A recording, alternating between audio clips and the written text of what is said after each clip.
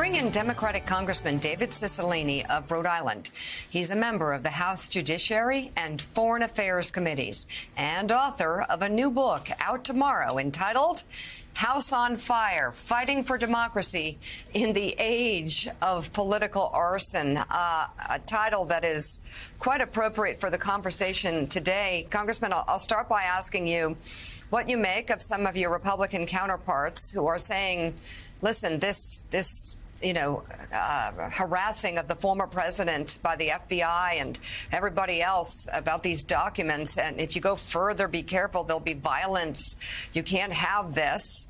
I mean, can it be determined at this point that what we know so far is that these documents were there and that former President Donald Trump was actually in negotiations through his attorneys with the National Archives and others to return them? So fair enough to ask, what in the hell were the documents doing there in the first place?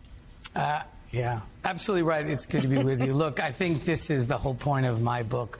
We're living in a very dangerous time. This book is really about sounding the alarm of the dangers of this kind of authoritarian leadership and this, fascist ideology and this movement where any conduct can be explained away. And this is very dangerous. The reason I wrote the book was really to sound the alarm, to make the defense of our democracy a top priority, because we're living in a very dangerous time. And the ability of my Republican colleagues to continue to excuse and make up excuses for the really horrific conduct of the former president is hard to comprehend sometimes. But that is very typical of this kind of a leader, where the truth doesn't matter, where you stoke fear and division and victimization. I detail in the book sort of the checklist of authoritarian leaders, and you can go down that list, and it describes the former president. So this is a call for all of the people of this country really to respond to this and stand up to defend our democracy. I was mayor of Providence. Part of what I recount in that book is, in the end, it was the people of Providence who said enough is enough to the corruption and the kind of leadership that was there, and elected new leadership. That's the moment we're in. The American people need to say enough is enough and reject this kind of leadership and protect the future of our democracy. So, Congressman, congrats on the book. We were just talking here at the break, and you were saying that painting Republicans the party of extremism, which includes this blind loyalty to a president who at times resembles an authoritarian, is part of the Democrats' winning argument for this fall. We just had a segment about the growing optimism that the party may be able to keep the House. Do you share that optimism?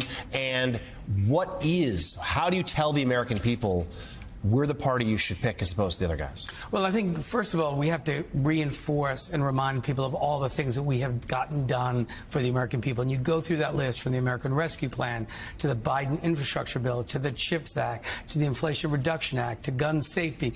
And just remind people, at every step of the way, the Republicans were against every single piece of that relief that helped protect our economy, protect people from COVID. And at the same time, you're reminding them of all we've delivered. Democrats have gotten these things done because we understand the challenges of the American people.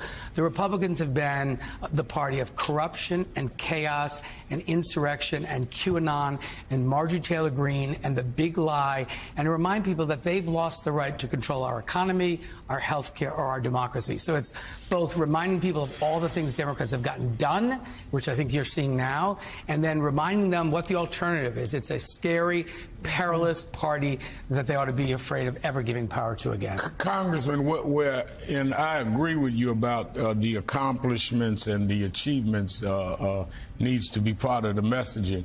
But what captures my attention is the title of your book. Do you think people understand that basic democracy is at stake here? I mean, we're talking about now people that literally would say you're elected by mob rule. If we don't agree with the numbers, we just get a mob and we stop the count and we turn it over. I mean, right or left, we should all agree that there's basic things that we do in a democracy that's at risk here. No, I think you're exactly right. And that's one of the reasons I wrote the book. I don't think people fully appreciate the danger we're in and how perilous a time time we're living in. And what I articulate in the book, I think, is my theory of how we got here, my experiences as a citizen, as a defense lawyer, as a mayor, and now as a member of Congress, and how that informs the way I think about this threat. But part of this is really to sound the alarm. I mean, I normally don't write books, but I think this moment is so perilous, and that we have a responsibility to do everything we can to really make certain people understand the danger we're in, and as I said, make the defense of the institutions of our democracy our most basic priority in this midterm election.